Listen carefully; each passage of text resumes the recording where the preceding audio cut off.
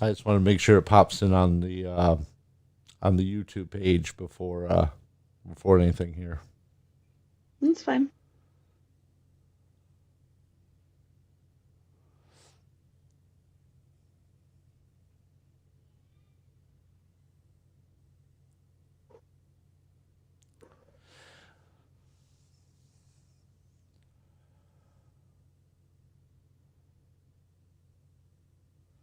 Now it says it's waiting for me. Okay. Wait. All right, hang on.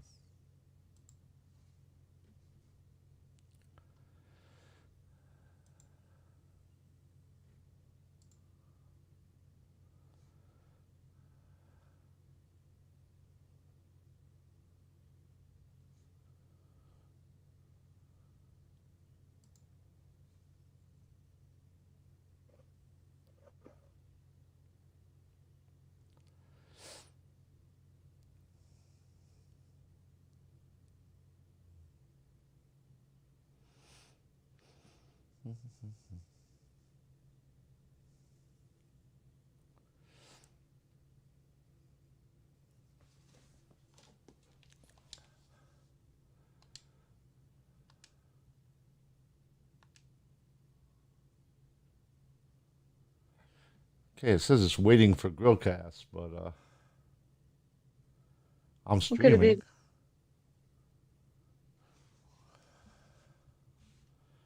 Try it again.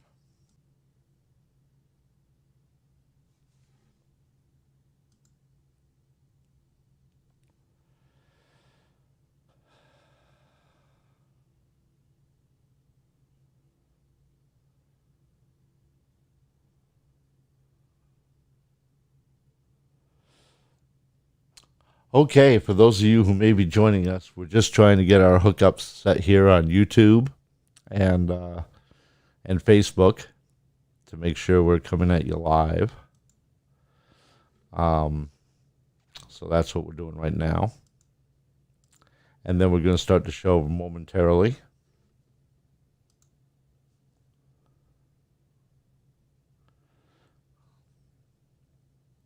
Okay. So,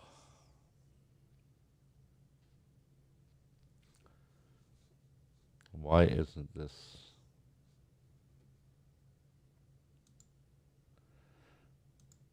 We're just trying to get our live stream up. It is up on YouTube, but I'm not seeing it where I need to see it. Facebook usually takes a minute if you're streaming it live.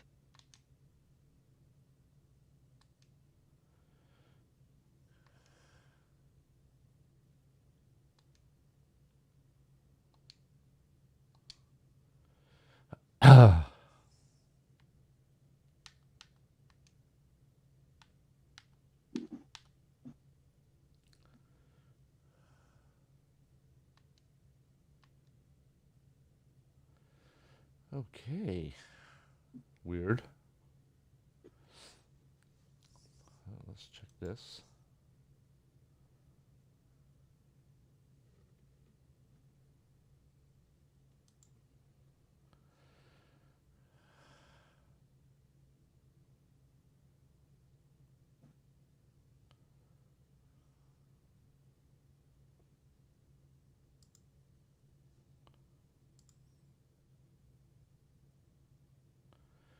Okay. Hold on. Technical difficulties. Fun to try to work this stuff out.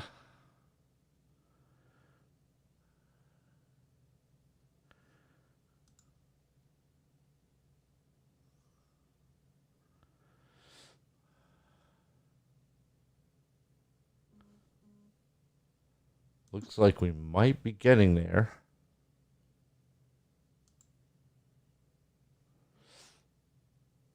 Yes, okay. Hang on there, everybody. Welcome. We're going to be doing our live stream of our show here momentarily. We've had a little bit of technical difficulties to work out, but now we're going to be getting into stuff. Hang on there, everybody. Welcome. We're going to be doing our live stream of our show here momentarily. Had a little bit of technical difficulties to work out. Okay, so now the trick is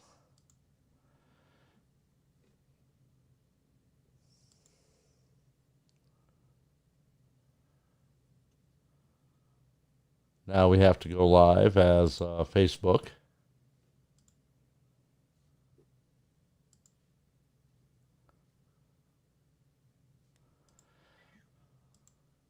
Go.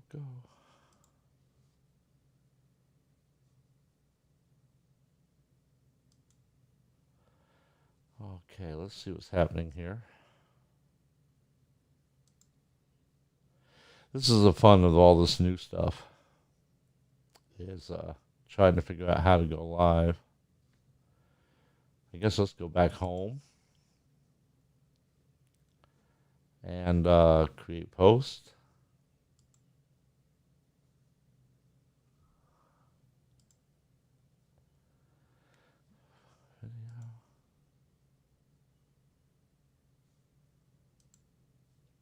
There we go. Create live.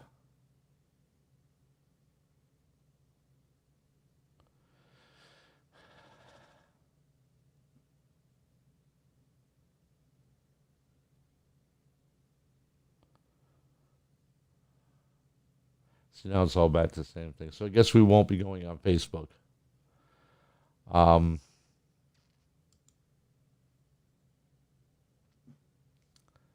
Maybe.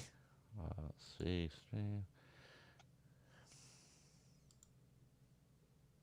Sorry this is taking so long, folks, but this is, our new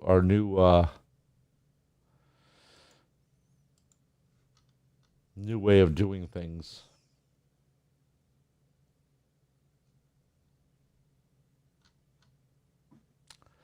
Okay, so we have all that set.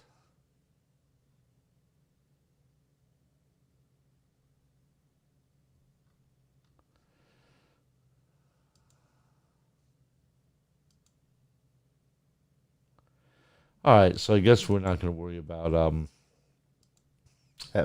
Facebook at this point. Okay, so hang on, and we are going to go and start our show.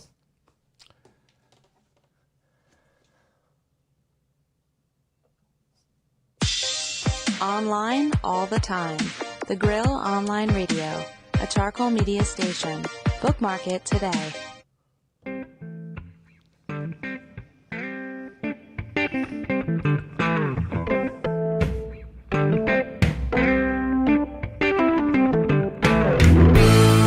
And welcome to What's Cooking, the weekly podcast from the Grill Online Radio.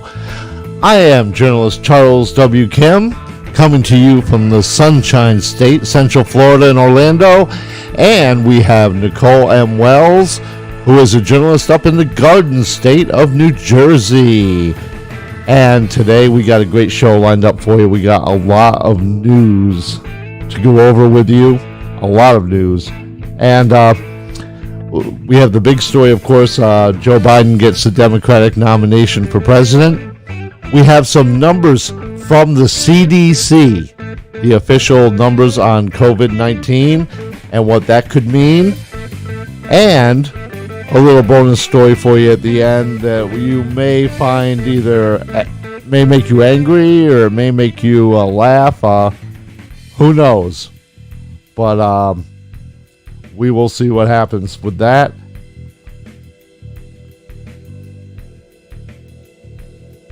So, how is it going, Nicole? Going pretty good, Charlie. It's been hot and cold and rainy. We've had some really humid days. We've had some cooler days, which were nice. That was kind of a break from the unrelenting heat of the last few weeks. And we've had some thunderstorms, and some tornado watches. So again, I really think that you need to trade weather with us up here, and that's fine. We're actually doing good down here. We got some more tropical stuff possibly coming our way, so we'll see what happens there. I don't think you're okay. I think you need to take it all with you so we can have like normal Jersey weather. No, that's fine. That's fine. But first things first, we're going to go to Nicole because it's political convention time. We opened up this week with the Democrats' big shoe in Milwaukee, Wisconsin. And in this corner, we have the Democratic nominee voted in last night, former Vice President Democrat Joseph R. Biden. And in the other corner, the Orange Man, the Chief Cheeto, President Republican Donald J. Trump. These two set to face off in a death match on November 3rd that may take weeks to decide because of universal mail-in bulk balloting. The choice is yours, America.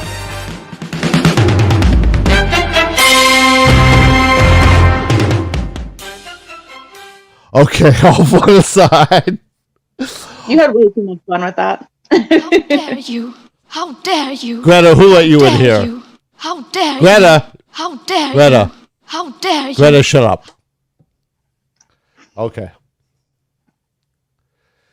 You never know who's going to pop into the show at any given point in time.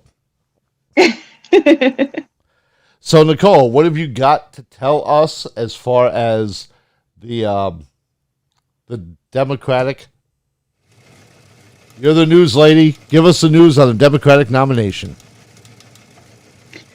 So as you were saying, the shoe-in for the Democratic National nomination at the convention is Joseph R. Biden Jr., because he is apparently a junior. He was officially nominated by the Democrats at their virtual convention because, big bad scary COVID is out there, so we can't, heaven forbid, we meet in person. So they're having a little virtual convention, which is like a giant Zoom meeting essentially. So they nominated him last night. He is set to deliver his acceptance speech on Thursday in Delaware, virtually, of course, for everyone viewing the convention. And they're doing something interesting this year. Usually they have, a keynote speaker to deliver the keynote address. They're not having one speaker this year. They're having 17 speakers. So I don't know if it's just everyone who originally was part of the field for the Democratic nomination and just, this is their, consolation prize. I'm not really sure, but that's a lot of speakers for my mind for one speech. So, yeah, so it's just kind of odd to me. So that's what's going on with that. Now, it's interesting because, obviously, because of the COVID, this has been a virtual thing. And last night they had Vice President Biden sitting there with all these screens from all these different people who were endorsing him. There were folks there. And most of the entire broadcast from everyone was a criticism, of course, of the current president who they're running against. So, of course, they're not going to say, anything good about him. But that's how they're doing it, and a lot of the media is concerned that Vice President Biden hasn't really stepped up to take questions from reporters immediately prior to the convention or during this week. Meanwhile, you have President Trump, who's continuously holding news conferences and things, on COVID and other issues, and seems to be answering a lot more questions from the press. I mean, you may not like the answers necessarily. You may not like the way he answers the question or what he has to say, but at least he is talking to the reporters where Vice President Biden does not appear to be want to do. Yeah, I mean, I usually find Trump's back and forth, his rapport with the press corps to be quite amusing. I mean, if I were actually in the press corps and I were sitting there, I would just be cracking up because it's just so funny sometimes. The things that come out of his mouth, it's just amusing. So to me, that's kind of funny. But yeah, I mean, I'm not surprised that, Biden hasn't really had much of a back and forth with reporters. That's not surprising to me because anytime he does have any sort of, public appearance, there's usually some sort of what they've, come to call gaffes. He has some sort of gaffe he's made. Lately, though, they don't really seem to be like, his normal typical gaffes. They seem to be like, can't put a sentence together type things that are just do not make sense. I mean, it sounds like me when I'm, 3/4 asleep and I'm talking about, what the color blue smells like. So, and I can hear it as it's coming out of my mouth as I'm 3/4 asleep, and I know it makes no sense, but I still say it. That's kind of where we're at, I think, in terms of, Biden's ability to converse, coherently and intelligibly with the press. So for me, it's kind of, not surprising that they're not really, forcing him or pressing the issue to make a thing about, you have to take questions from the press. You have to be seen speaking, intelligently on these things. Well, the other thing that was really interesting last night is they did have, of course, in the first night, they had Amy Klobuchar, they had Bernie Sanders, and former First Lady Michelle Obama. And then last night, they had former President Bill Clinton, but they only gave him 5 minutes. Yeah, I mean, it'll be interesting because I know Hillary Clinton is slated to speak as well. I don't remember what day, if it's tonight or if it's tomorrow, but I know she's slated to speak as well. So it'll be interesting to see how much time she gets versus how much time he got. Well, of course, she didn't fly on Epstein's plane. You know what I mean? Well, that'll tell you all you need to know about how how each one is standing in the party. Yeah, it's a little hard during the Me Too generation. You know what I'm saying? Get that old feeling your pain back. It's just not there anymore. No, clearly he's not flying too high with the party if he only got about 5 minutes. So well, that picture of him getting his shoulders rubbed by that 22-year-old, that was pretty. Hey, and you know what? Yeah. I dated a younger woman. I am not criticizing him for that. If she's into it, great, good. God bless you. Life is too short. She's 22. Still, that's fine. No. I said as long as she's 22 and she's not 12. Yeah. Is my point. Yeah. So it'll be interesting to see, how much time she gets versus how much time he got. So yeah. And then the big controversy last night was a 1 minute slot given to Representative Alexandria Ocasio-Cortez. She got 1 minute, and during that minute, she did not mention Biden. She did not mention President Trump, and she seconded the endorsement of Bernie Sanders for the nomination. Well, that's not surprising either to me. I mean, the Democratic Party has drifted so far to the left. I mean, pretty soon they'll be coming back to the right, because it'll just come full circle. But yeah, I mean, for her to second, Bernie Sanders' nomination, that's basically just, two of the most radical leftists in the party saying, this is what we expect from you, sir. Be sure to get it done now that you have the nomination. Well, come on, man. Look fat. Come on, man. Here's the deal.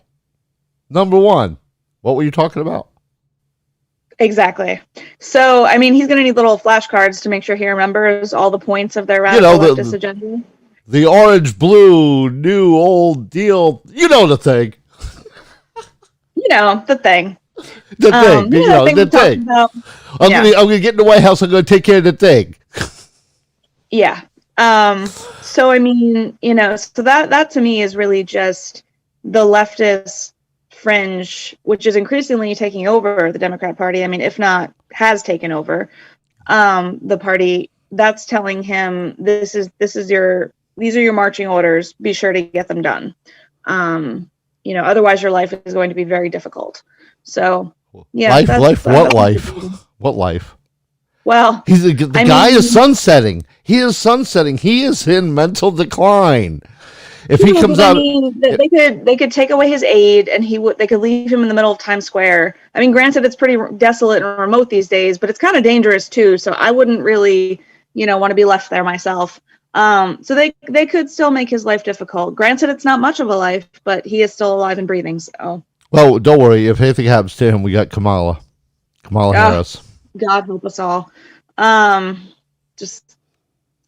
I don't even want to go there, please. That's the stuff of nightmares. Well, speaking of nightmares, this would be a pretty good place to segue into segment 2.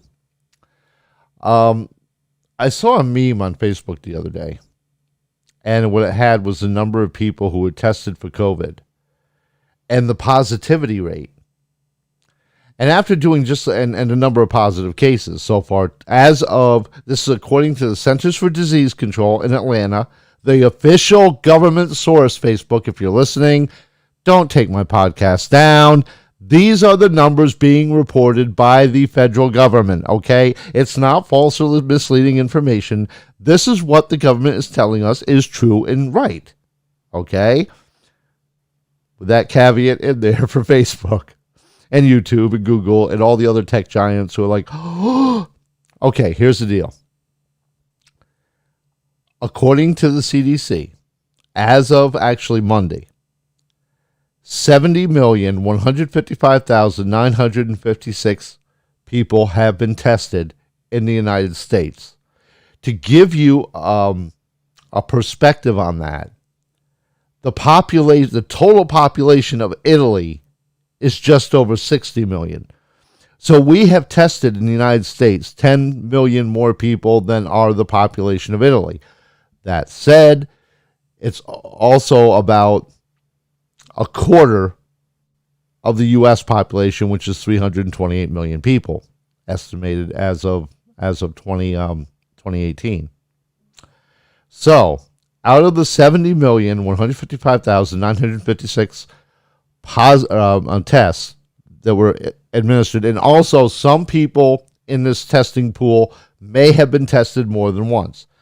For instance, President Trump may be tested, and Vice President Pence may be tested every day for national security reasons, in which case they would be in there, many times, maybe 100 times each. So you have to take that into account too. That could be, some of these results. But out of the 70 million some odd tests that have been issued, the number of positive tests reported are 6,281,615. The percent of the population who have been tested that are positive is 9%.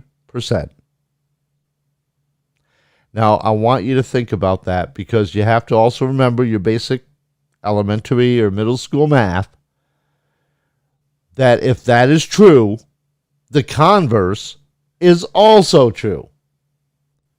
In which case, 91%,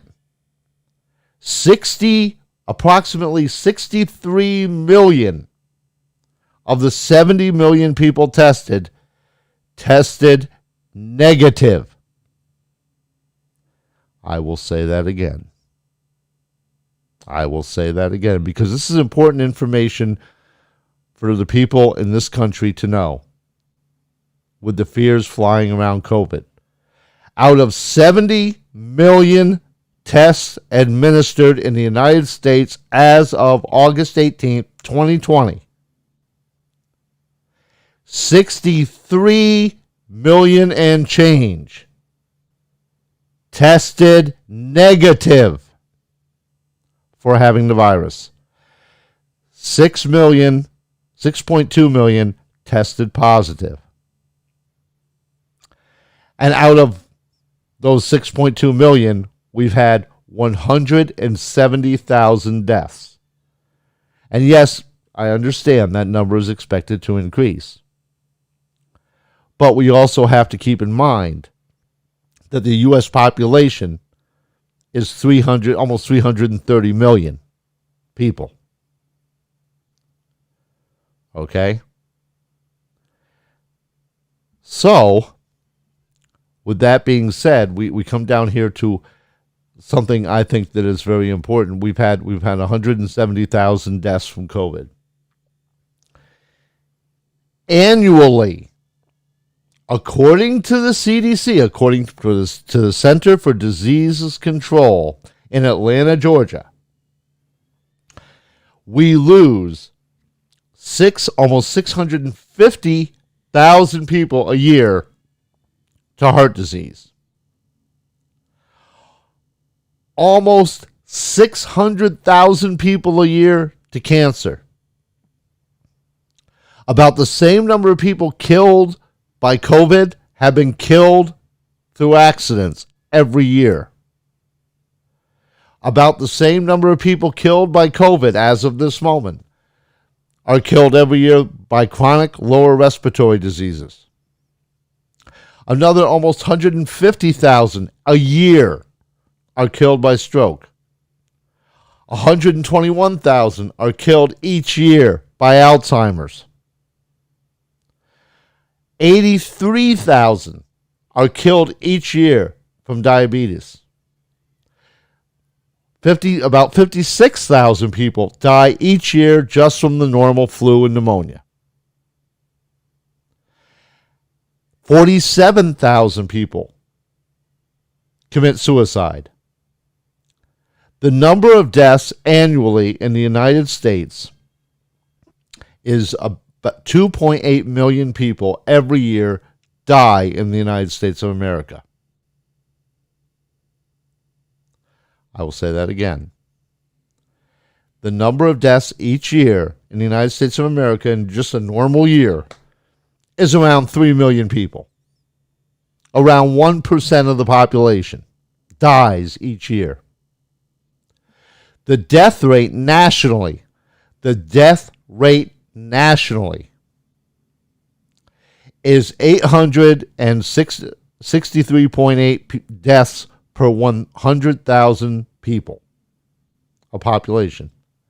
863, rounded up, 864 deaths per year per 1,000 population. Now, if we take the COVID death rate as it currently stands, 170,000 dead, a population of 328 million people. The COVID death rate in the United States is 52 people for every 100,000. Now, obviously, there are some states like New York that had a much bigger group of people who died. Some 35,000 people in New York. And by the way, that is about the same number of people that died in Italy.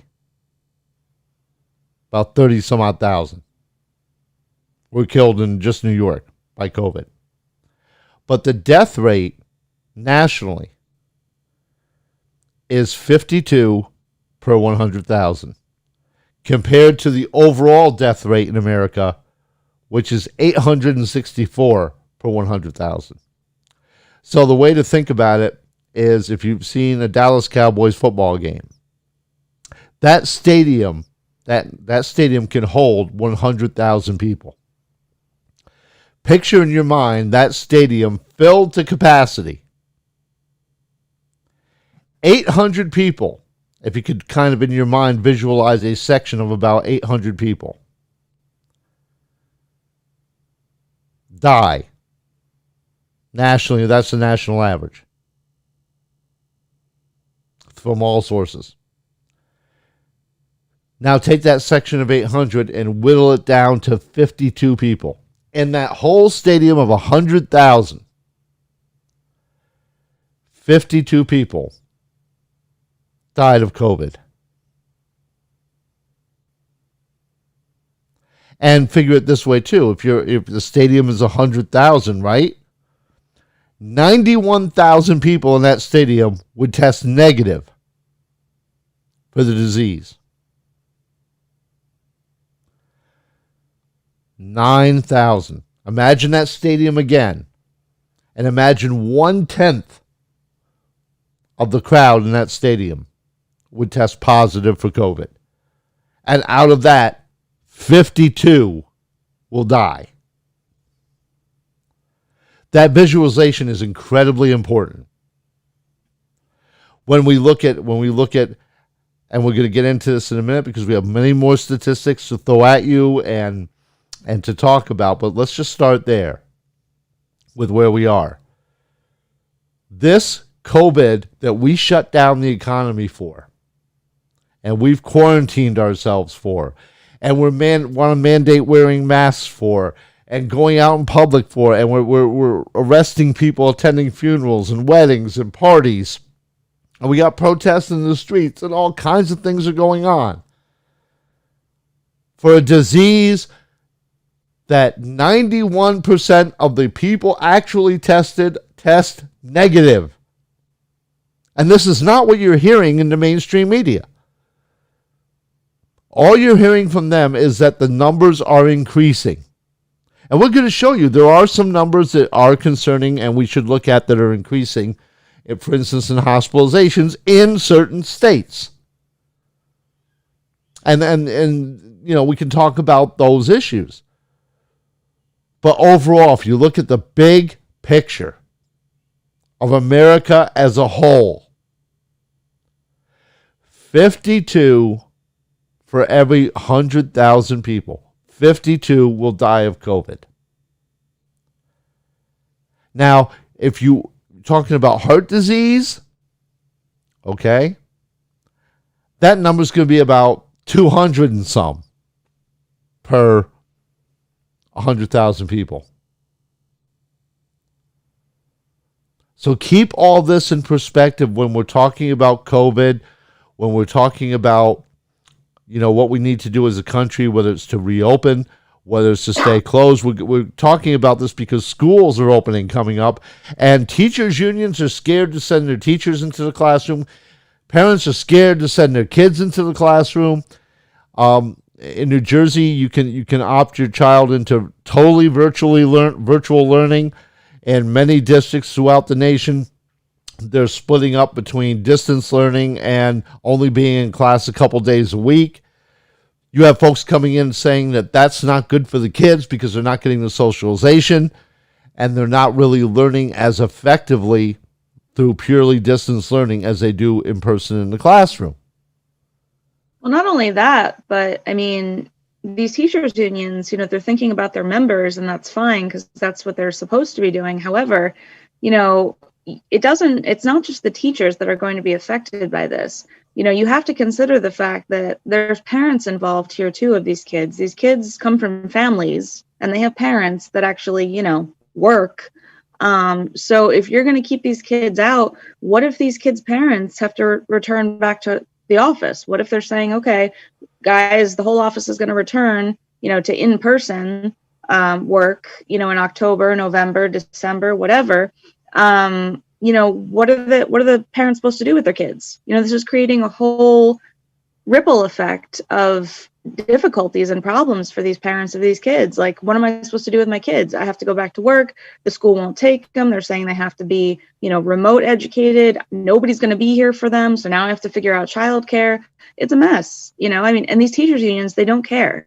They don't care, but it's like you have to, because you're working with both the teachers and you're working with the parents and these families, and they don't consider that. And it's just very selfish on their part, from my opinion. Well, but what do you think of Nicole, what do you think of the overall, looking again at this big picture? I mean, is the image of COVID in the United States and how it has been portrayed anything close to the reality? No, it's nothing close to the reality. I mean, have there been, areas where there's hotspots? Of course. But, that doesn't mean that the entire country is entering phase 1 of the apocalypse. And every hospital in the nation is overrun with COVID. That's certainly not the case. Here in Jersey, I mean, we have, I don't even have words to describe him, but King Murphy, that's all I'll say, because if I continue, I'll get much more vindictive. But you have King Murphy as governor, arbitrarily deciding what's going to open, what's not going to open, based on nothing. It's not based on science. It's not based on numbers. It's based on, how he feels about the situation and his whims for the day. And Murphy's a great example. Governor Phil Murphy, the of what not to do. Democrat Governor Phil Murphy in New Jersey. He is a great example because he has been so, vehement.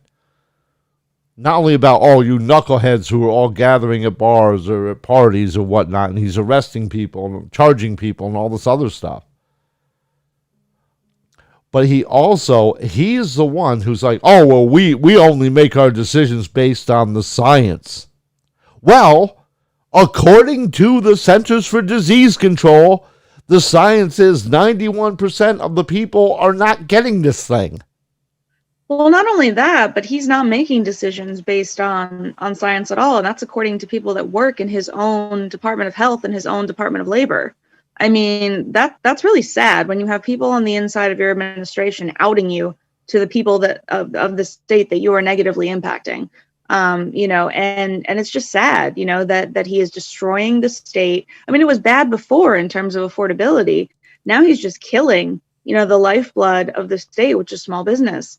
And so it's just really sad that he's making this based on nothing, based on his choices, his decisions, his whims. It's not based on science. It's not based on anything that's rooted in reality.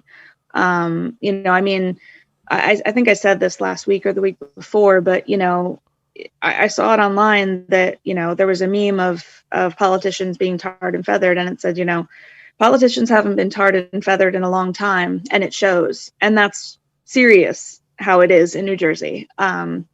Murphy needs to be recalled. He needs to be run out of office and sent back to Massachusetts, which is, I believe, where he came from. But we don't need his carpetbagging here. He just needs to leave because he's done nothing but destroy the state. Nothing. I don't know if you can see this, but I do have a couple charts up on the screen from the CDC. And they are the national forecast, new weekly deaths, and total deaths. Now, they use, and you can see them there if you're watching on YouTube. If not, if you're just listening to the podcast, they have a couple dozen sources like Johns Hopkins University and other health outlets that all create mathematical modeling, trying to predict the future of what this thing is going to be. And then you have this dotted black line of what it actually has been up until they go right before, like around August 7th or August 8th. Is like the last official numbers. And the rest of it after that is speculation. And what you can see is many of these dozens of organizations are all grouped nationally with basically a slowly downward trend in new weekly deaths. And in one of the examples, it's almost flatlined. There are a couple outlying models that show a dramatic increase or a substantial increase in deaths, but only one. And if you look at all the total deaths, it has been on a slowly trending increase. But also, you have to remember that's historic. When you start with 0 and you end up with 170,000, that trend line is going to be increasing over that time. And again, the chart I'm looking at on the right is an average of all the mathematical models put together, and the bottom line is for weekly deaths, it shows a flat line to slightly decreasing trend, and for the overall trend, a very even line compared to what it has been since, they started before June 15th, like June 1st, through September 1st. That the numbers will continue to increase, but at a very level rate. So it's not going to be, a giant bump into people who are dying from this thing. according to the CDC and their best modeling predictions. Only one model out of the dozens that they subscribe to, only one model shows any kind of significant increase. All the rest are trending downward, except for this one model. That's probably the one model that Phil Murphy is going on. Quite honestly, here in Jersey, that's probably the one model. I saw this hysterical meme the other day of him, and it said something along the lines of, this was right after the storm, the hurricane that I can't pronounce the name of. Isa. Well, there you go. Whatever. Bless you. So after that storm and all the trees came down, that like after Sandy, a lot of power crews were coming in from out of state to repair the lines. And this meme said, it had Murphy there pictured, and it said, no power restoration for you until we flatten the curve, peasants. So it was just priceless, because that is legit how a large percentage of the population in Jersey feels, that, he is just doing this vindictively, and it's nothing but spite at this point. For people that will not, lay down and take his nonsense. Because he's treating the state like a parent would treat their child who, came in past 2 hours past curfew or something. That's how he's treating the state, and it's insulting and demeaning and just frustrating, because, again, it has no basis in science at all. Well, speaking of science, let's go back to the CDC for another informative chart. And again, you may not be able to see this, Nicole, but on the right we have a chart showing the national forecast for new hospitalizations through September 8th. Now, basically what it's showing is for new hospitalizations, the line being steady and, again, starting a slight downward trend. So no big spike. And since August 11th, it's been fairly steady, a slight trending up and then leveling off, and now starting to trend back down. And again, they have 1, 2, 3, 4, 5, 6, 7 different mathematical models that they're using, and they're all showing virtually the same thing. Slightly different numbers. Johns Hopkins is a little high on their number compared to all the others are kind of banded together.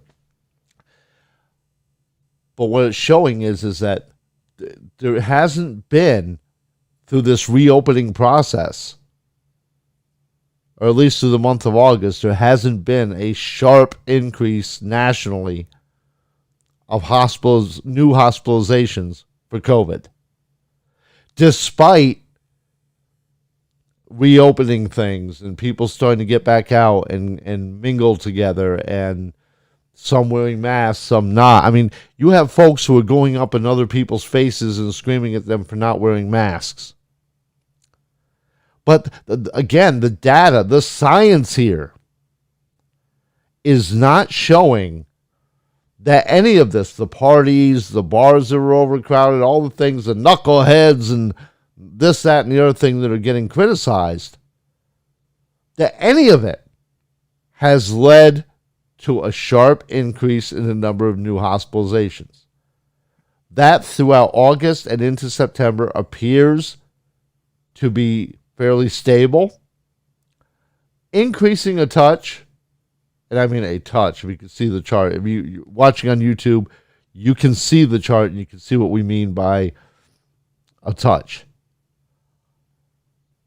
This is not a great big spike. This is not, oh my goodness, COVID's coming back with a vengeance and all that. No, it's pretty stable right now.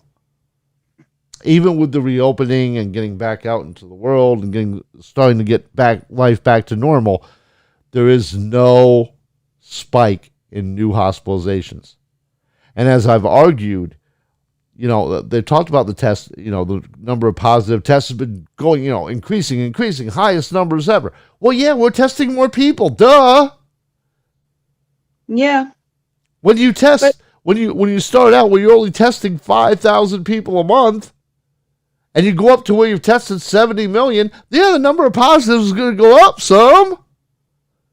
And so is the number of negatives, which, oh, by the way, 91% of people are testing negative, and the media is not reporting that.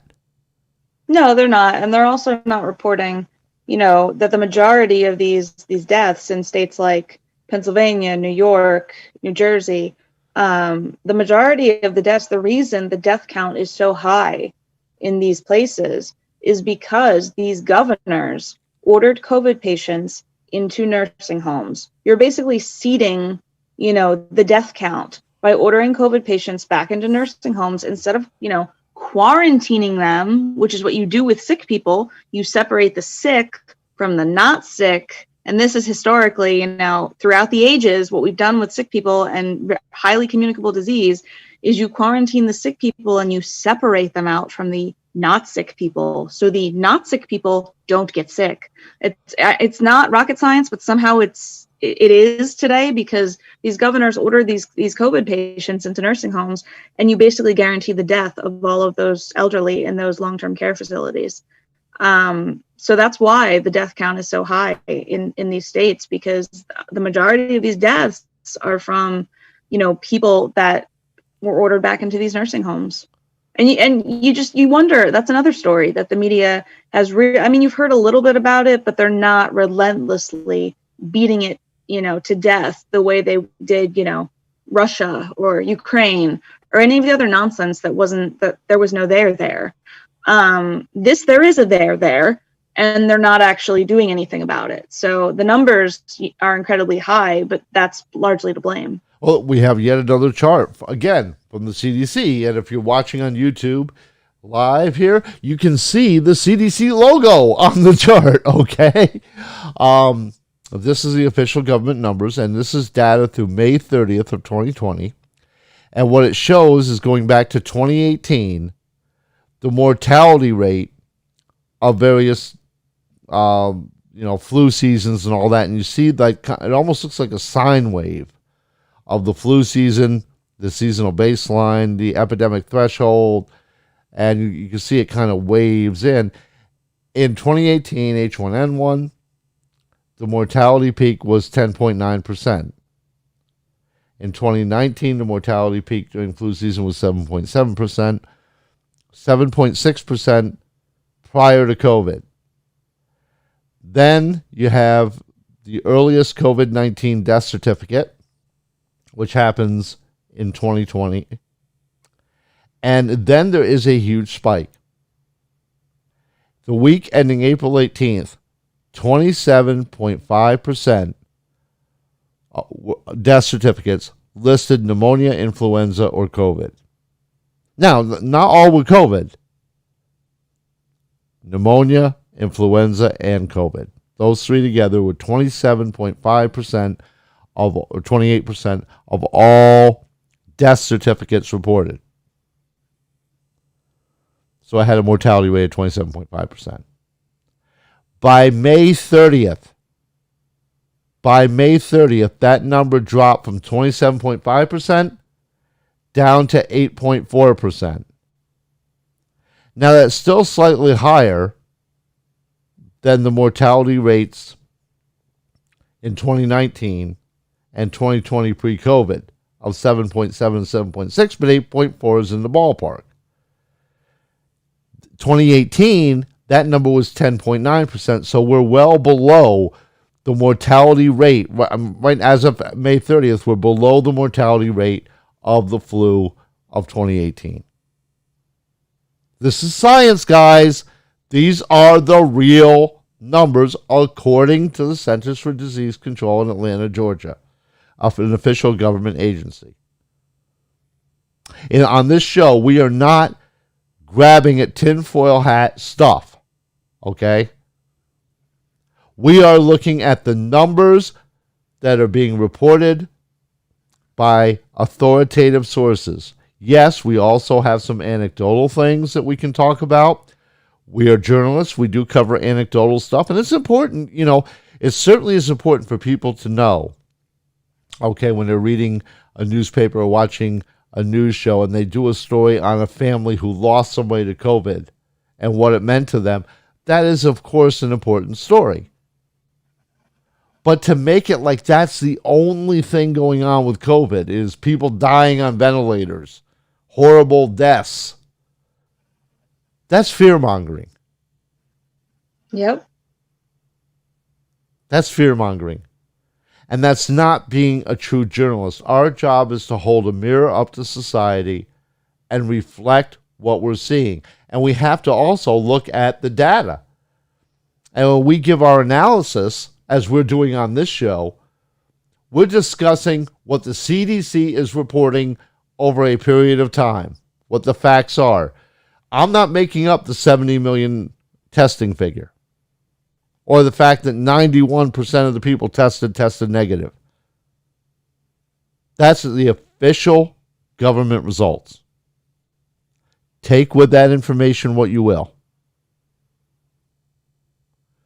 If you're still scared of COVID, that's fine.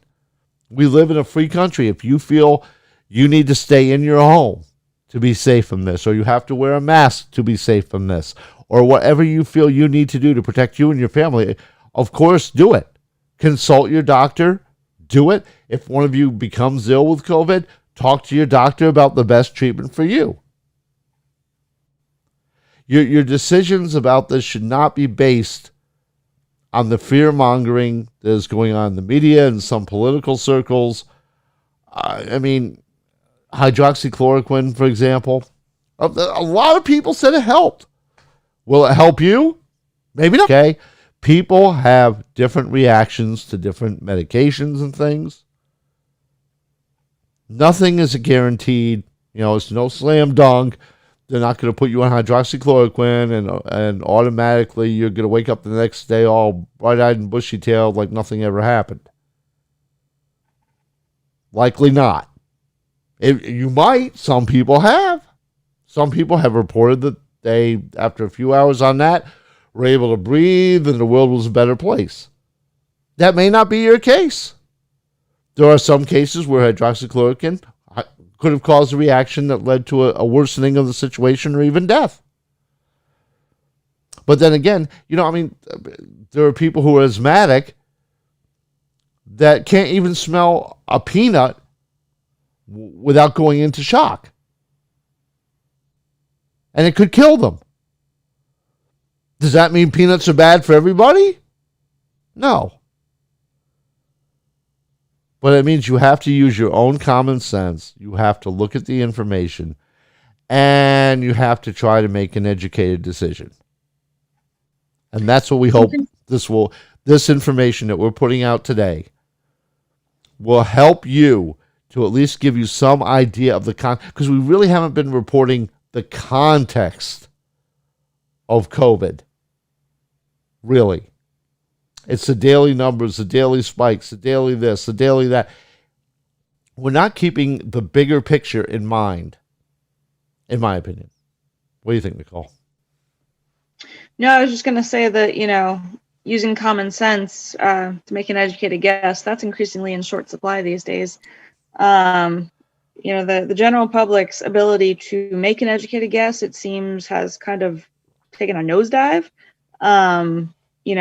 With the rise of, bullet point journalism and, sound bites and limited attention spans, it's kind of hard to find people that, have common sense and are ready and willing to use it to make an educated guess. But what do you think about this information that we're bringing out today from the CDC? I think I'm not surprised by it. I think that, that's kind of what I was thinking. I mean, I didn't exactly have the numbers, but that's what I was thinking was the case. It's not, this is not the Black Death that has been hyped and, fear-mongered for months now by an ever more willing media. It's just grossly negligent and just wrong to do that to people. You lock them in their houses for months on end, and then you do nothing but play, endless loops on 24-hour news cycles about the death count rising and, the number of positive cases rising, and you don't ever tell people the information that, we're presenting now. It's just wrong. And the funny thing is, professionally, it's wrong. this information is there on their website. If you just go to this, it's lazy journalism is what it is. Go to the CDC website and read. Well, I was just going to say that there are always, I mean, you know this, there are always, two ways to frame a story, and they're just choosing to frame it one way and completely neglecting to add the counterpoint to it, which is just incompetent. It's just unethical. Journalism. Unethical. Yeah, it's unethical. I mean, if it's not incompetence, it's unethical for sure. And so what we're going to do right now, we have more coming up. We're going to talk about on the other side. We have to take a break. If you're watching live on YouTube, just keep watching. The break is only going to be a couple seconds long. But we have to take a break for the audio portion of the podcast so that we can pay the bills. So we'll be back on the other side. Just hang on. You are listening to The Grill, online radio all the time. Music, talk, news, sports, and much more. The Grill Online Radio, a Charcoal Media station.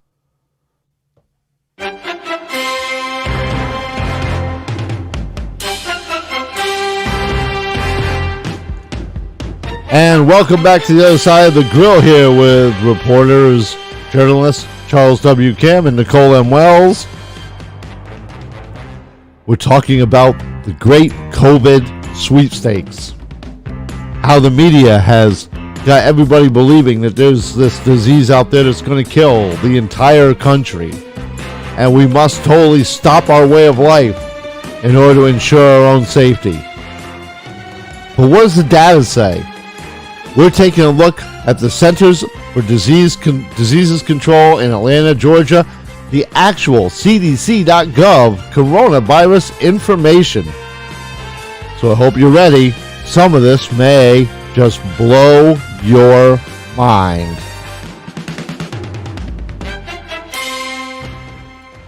Hey, Nicole, we're back on the other side here.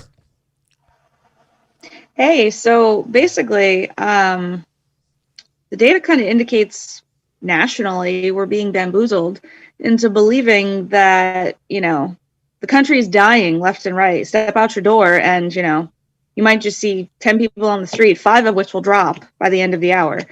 That's kind of, the narrative that we've been, spoon-fed via the media for the last, 3-4 months. I mean, I kind of feel like, we're in Groundhog Day where it's like, we're on day 469 of flatten the curve, So at what point are we just going to say, okay, it's flat. Let's carry on with our life and move along. And the thing is that the damage being done, I mean, both of us are sitting here today because and doing this independently as journalists because of COVID. We both were working in the field and were laid off because of this. Mm-hmm. And then the economic consequences of it. So actually, in a way, it's a good thing because now we're able to speak our minds a little more and be a little more true to ourselves, maybe than working for any given company. And what we report and how we report it. In a way, I would say that's partially true. I mean, yes, it's a little more freeing, but I think people in the media there's a sense that the health and safety aspect of the story is somehow holier and needs to be on a higher pedestal than the economic impact of it. The economic impact of it is downplayed and it's seen as, less important than the health and safety aspect, when it's equally as important because, I mean, economics impacts everyone. It impacts everything in your day-to-day life, and for people who don't have jobs, it quickly becomes about health and safety because you're going to have more deaths of despair suicide, alcoholism, drug overdoses. You're going to have more of those than you are going to have of, people that have died of the actual virus. And that's because of economic circumstances. That's because of people who lost their jobs and can't pay their bills, or business owners that will never reopen their doors because there's nothing to come back to. They have been completely and utterly decimated. Well, while we're on the subject now, Johns Hopkins University kind of broke down what happened throughout the world with this. And I want to tell you, let's go through a little bit of this, and then we'll do a little analysis. Like I said before, and let's repeat this so everybody gets it. I think it's very important to repeat. In the United States, according to the Centers for Disease Control, CDC, more than 70 million people as of Monday, August 17th, 2020, were tested for the coronavirus. And I say this, only 9%, or 6.2 million of the 70 million tested positive, meaning 91% of the 70 million people tested negative, don't have it. They tested negative. 63 million and change out of the 70 million tested negative for the disease. Say that again. 63 out of the 70 million people tested for COVID-19 tested negative. Now, out of the people that did test positive, the 6.2 million, as of now, approximately 170,000 people have died. That amounts to a death rate of 52 people per 100,000 people in population. Big difference from what you think is going on, right, Nicole? Oh, it's a huge difference. I mean, it's a huge difference. To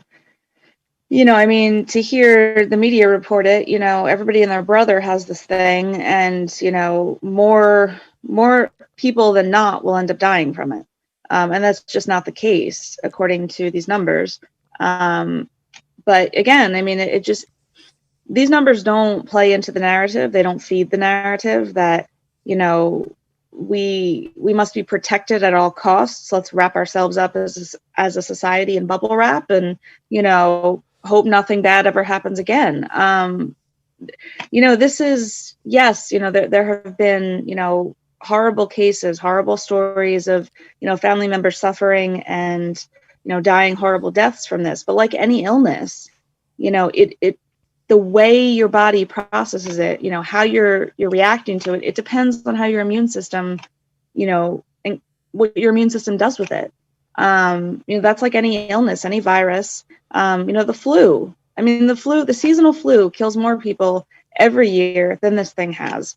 And nobody cares about that right now. Well, it's not exactly accurate, because the seasonal flu in a bad year kills maybe 80 or 90,000 people in a bad year. We're already at 170,000 in just 5 months of this year. All right, so 7 months this year. Slightly more, but still, the way you handle how sick you are depends on the way your body's immune system handles it. That's with any illness. So to sit there and say that, make a blanket statement that, one size fits all, this is, the Black Death, you're going to die if you get it, and that's kind of the way it's been portrayed in the media, is just irresponsible. That's not the case. It's just not. Well, it's just not. Like we said, we get in the United States, the average comes out to 52 people die per 100,000 of population. Yeah. Let's compare how this looks in the rest of the Western world. Now, there are a bunch of countries, if you look at this, again, the stats, and this was by Johns Hopkins University, put this out, we're toward the top, but also we're one of the larger countries in the world. We're not, a country of 50, 20 million people, okay? Or 2 million people. There's one country I've never even heard of before. I mean, there's 158, 198 countries, whatever, throughout the world. Which one is that? San Marino. Oh, yeah, I've never heard of it either. Okay. Well, San Marino's having a really rough time because San Marino, their death rate per 100,000 people is 126. Okay? So we're losing 52. And, the country the size of the United States with all the 170,000 deaths, we're losing 52 per 100,000. They're losing 126 per. Maybe, I can pull up San Marino. We can see. My bet is their population is awful small. Probably. I mean, it's a country that, we haven't really heard of. And so generally speaking, those countries tend to be smaller in terms of population. Let me just check this out real quick. San Marino. I said I'd never heard of it before. It is a mountainous microstate surrounded by north central Italy, among the world's oldest republics. It retains much of its historic architecture on the slopes of Monte Titano. Sits the capital, also called San Marino, known for its medieval walled old town and narrow cobblestone streets. The three towers, castle-like citadels dating back to the 11th century, still atop Titano's neighboring peaks. The area is 23.63 square miles. The population as of 2018 is about 34,000 people. Period. Yeah, I'd say they're having a rough time over there. So, just a quick, 34, so 34,000. So, let's just do this real quick. Let's see if we can find this really quickly. Calculator, we got 34 times 126. Out of a population of 34,000 people, they lost 4,200 people. So that, if you were in a town, like the towns we've covered are about that size. Mm-hmm. And if you lost 4,000 residents to one thing, that would be huge. Yeah. No, that would be huge. So that's it. I mean, it's probably, it's obviously, it sounds like a country that's surrounded by the rest of Italy, but maybe their numbers are not included in the Italy overall numbers. Probably not. If it's its own separate government, its own separate state. Yeah, like the Vatican is in Rome. I was going to say Italy seems to have kind of a history of that. Like I was going to say with the Vatican is its own entity. Like Washington, D.C. here in America. Basically. All right, so Italy, not counting San Marino, obviously, but Italy has a population of 60 million people. So, and they had 35,405 deaths. Out of 255,000 confirmed cases, again, an important statistic you don't hear. Italy was hit so hard, it's so horrible, it's terrible. 255,000 cases. 204,000 cases of those 255,000 recovered. Mm-hmm.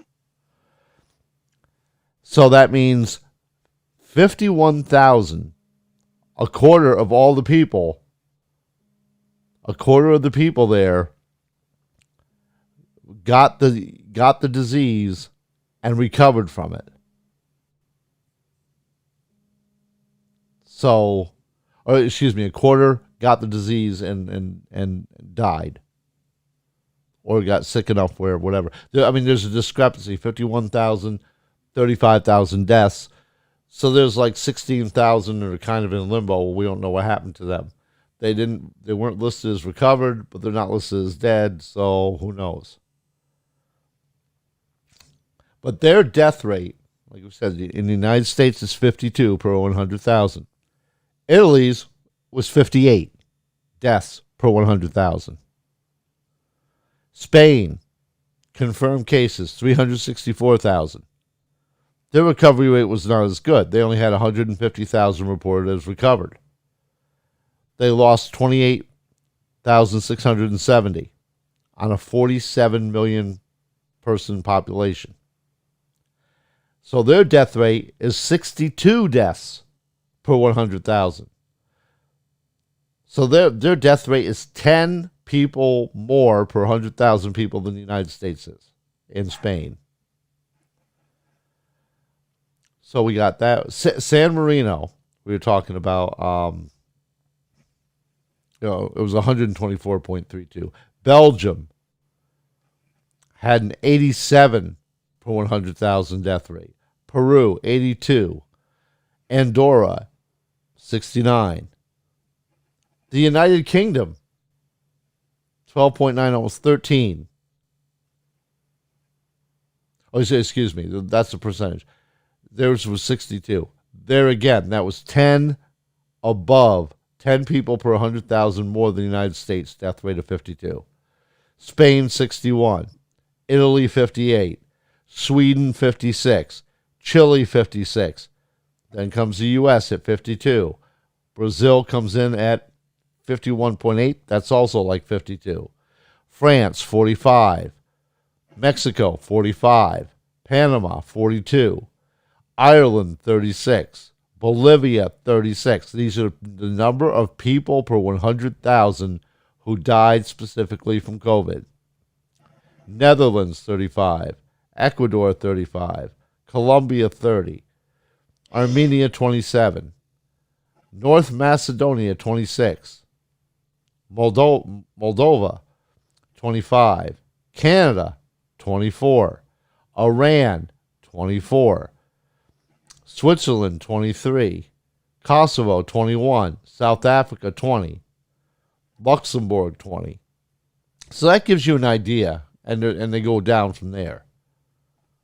But that gives you an idea of how COVID hit the rest of the world. And as you can see, we're clustered pretty much with the Western larger countries. I mean, we really can't tell Russia or China because we can't really trust the numbers they're reporting out.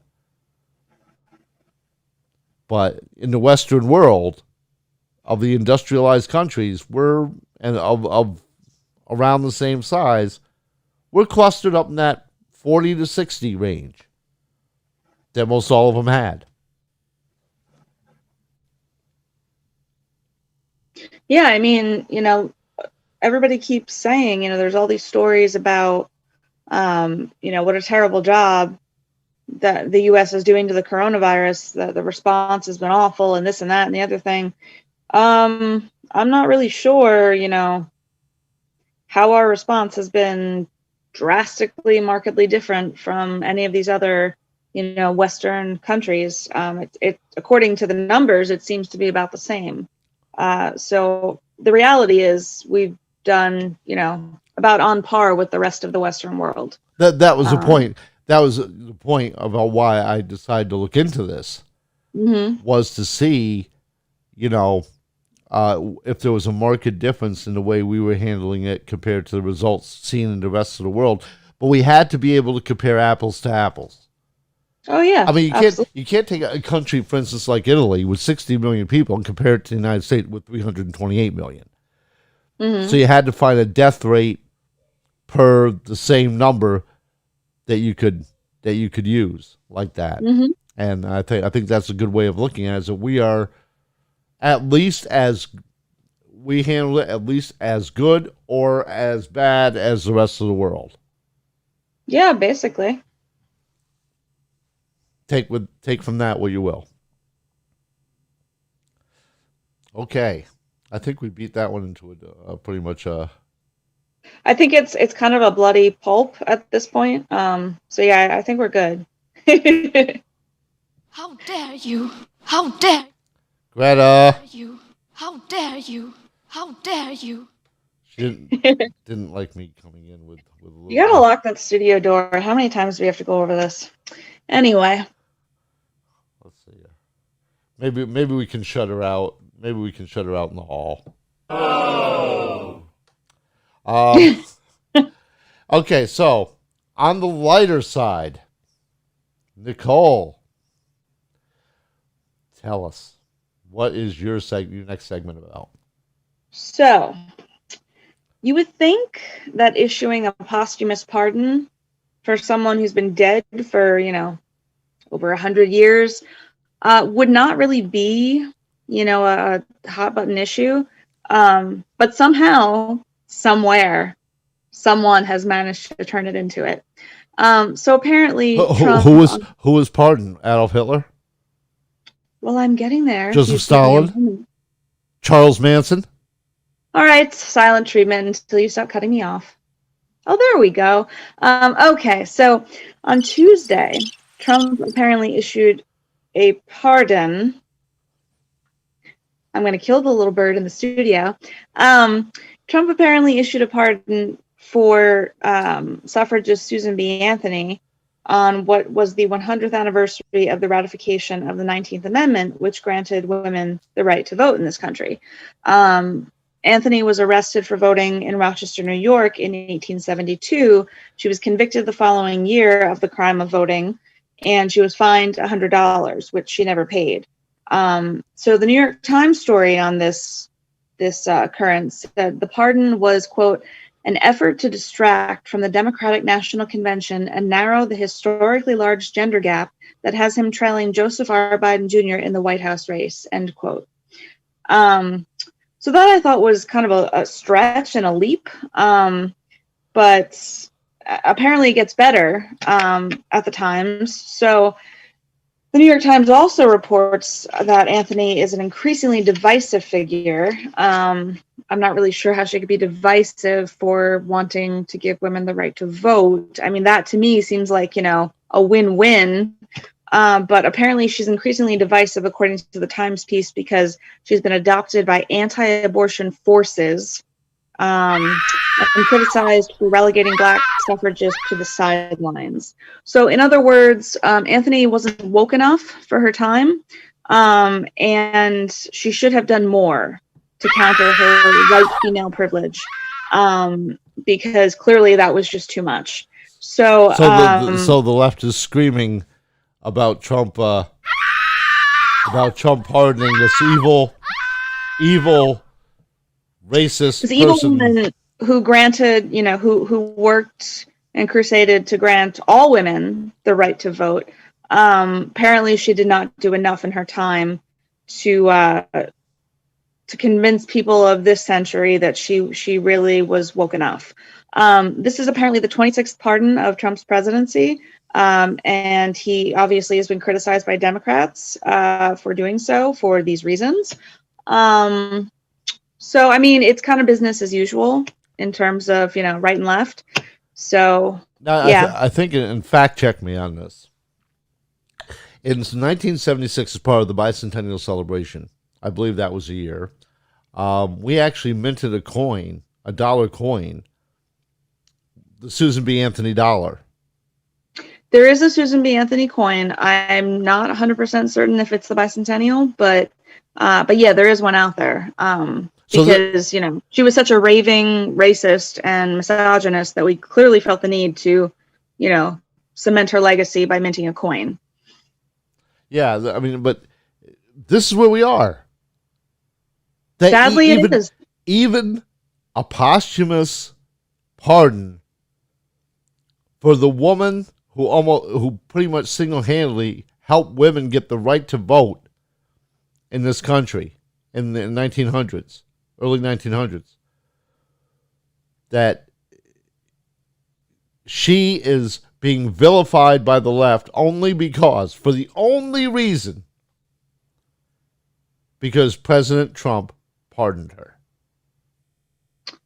Pretty much, yeah. I mean, I forget who said it, but there was some congressperson that was quoted in the Times piece about it as basically saying that, basically insinuating that Susan B. Anthony would not want to be pardoned because she was defiant in that she didn't pay her fine, and she wanted it to resonate.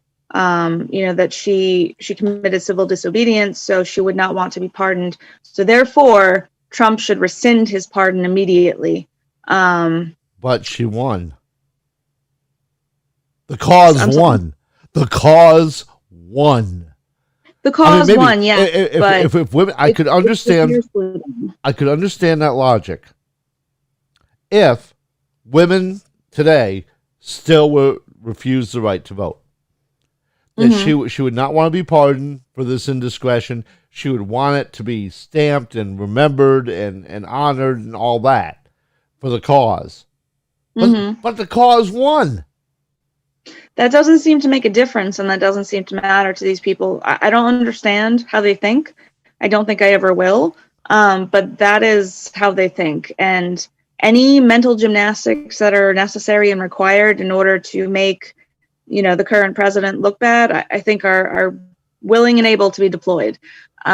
Because to me, this is the biggest non-story in terms of, it being an issue. I mean, it's a story because, it's a posthumous pardon for, one of the most well-known faces in the women's suffrage movement.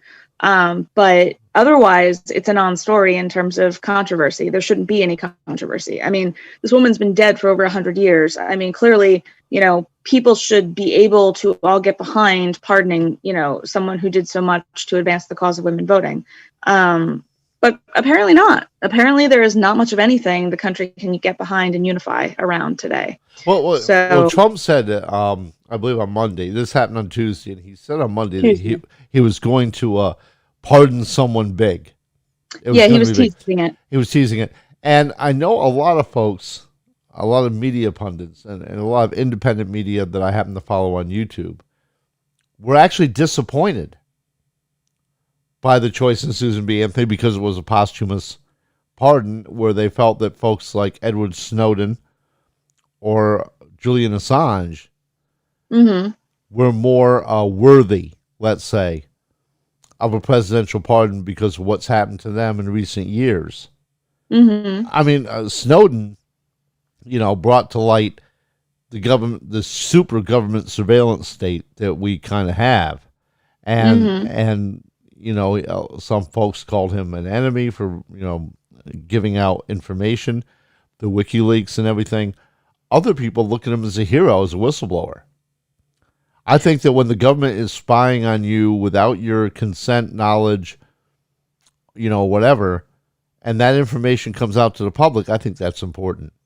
So I do not look at him as some kind of traitor or whatever. In the case of Julian Assange, his organization, WikiLeaks, has never had to retract anything. I mean, they basically get government documents. You can debate how they may go about obtaining them, but they take them, like the Hillary Clinton emails, and they publish them.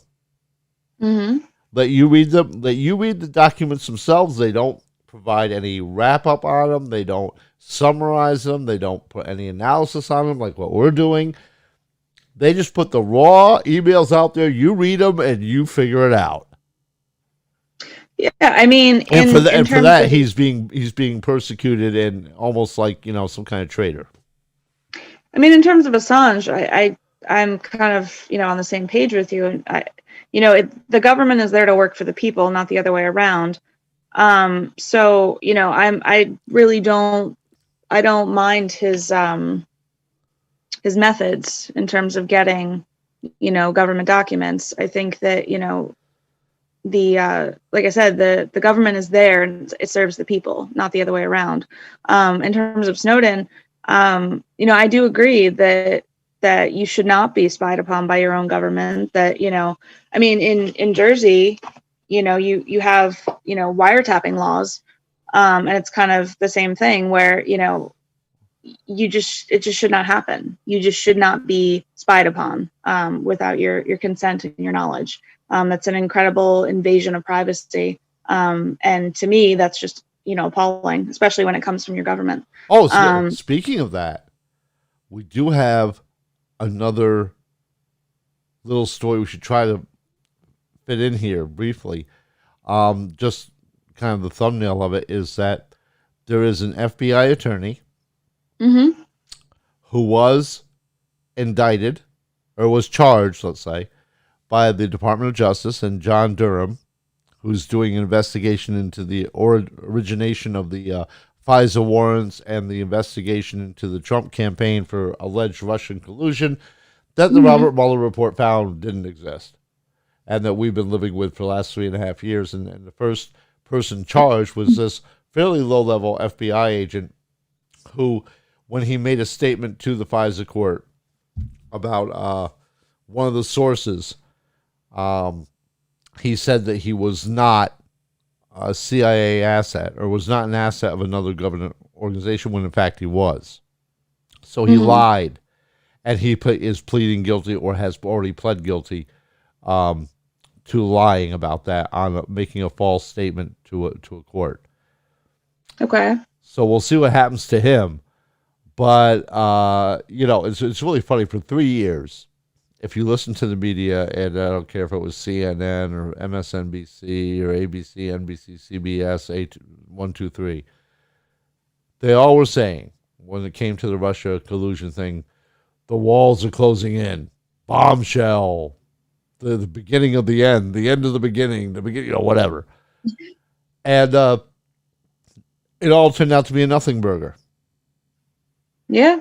Well, now you have somebody who's pleading guilty to, this thing they did with Flynn was a setup job, ridiculous setup job to catch him in something. But in this case, you have a low-level attorney admitting that he lied in attesting to something on a warrant application that caused a warrant to be issued to allow the DOJ to investigate and to spy on. And yeah, they were spying. If you're wiretapping folks, if you're listening to private conversations, if you're got bugs and everything. That's called spying, yeah. Yeah, you're spying. And they were spying on the campaign and the transition of a presidential candidate and a president-elect and a sitting president. This went on, after Trump was sworn in. They were investigating. They were spying on him. He said that. Right after the election. He said he had no doubt his campaign was spied upon. And your tinfoil hat, your conspiracy theorist, this has been totally debunked. And for him to have the restraint that he's had when speaking about it, I think most people, when they discover they've been spied upon like that, I think most people would be pretty bent out of shape and they would be a little heated when discussing it. For him to be as even keeled as he's been discussing it, that to me is remarkable. Yeah. And then he's not one known for being low key or measured. That's what I'm saying. To me, that's like shocking, I would have imagined he would be a little more pissed off about it because, I certainly would be if I were in his position. So yeah, that's pretty amazing. Okay. Well, I think we about beat this show to a dead horse. What do you think? I think we're good for now. Yeah. We want to remind everybody, if you're listening to the podcast and you want to support us, you see us on YouTube, go to Anchor FM. The podcasts are there under the Grill. Take a look at our podcasts, and if you want to support our work, there's ways you can do that there. As little as 99 cents a month or as much as $9.99 a month if you want to help support our work. We want to keep independent and keep bringing you information. Like today, I think we brought you some important information from the CDC about what COVID really is. What the numbers say it is. It is what it is. So, hopefully you found that useful. and hopefully you found it informative. Please, check us out on Anchor FM. We're also on Facebook. Look for the Charcoal Media page. We're on a site called Minds, which is similar to Facebook, but has a little more of a commitment toward freedom of speech and freedom of the press, which we appreciate. So check us out on Minds, M-I-N-D-S. Of course, we're here on YouTube. Please subscribe to our channel. Hit the subscribe button and hit the notification bell so you will know when we are going to make a new video or we're going to have a new video stream of our podcast.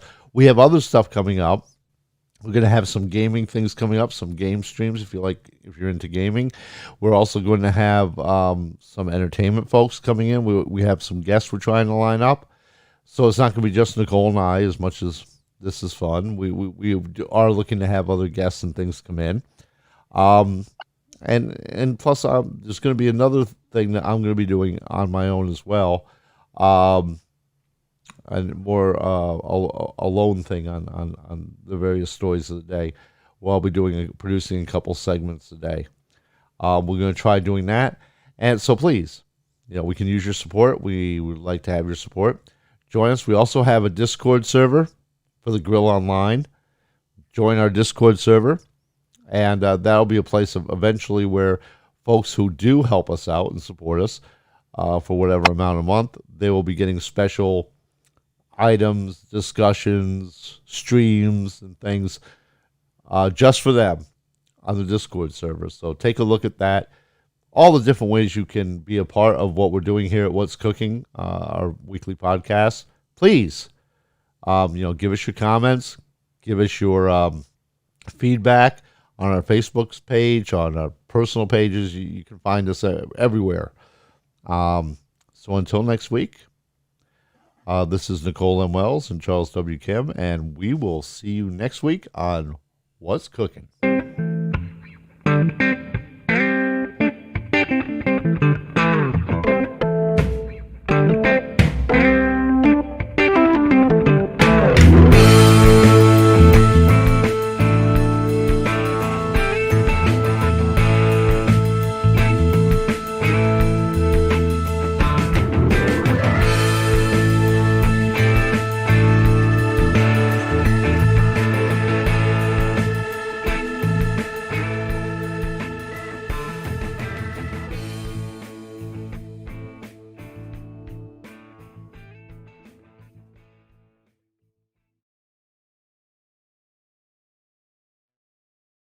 And for those of you who've been joining us on the live stream on YouTube, we want to thank you.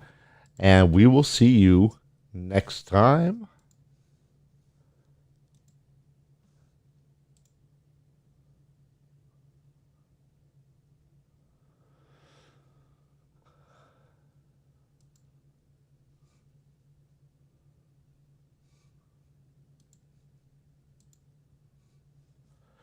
Okay, Nicole, how do you think that went? I think it went well. Yeah. Are we still on? I don't know what happened with the Facebook link. That all was supposed to work. Are we still on? No, we're out. Thank you. Okay.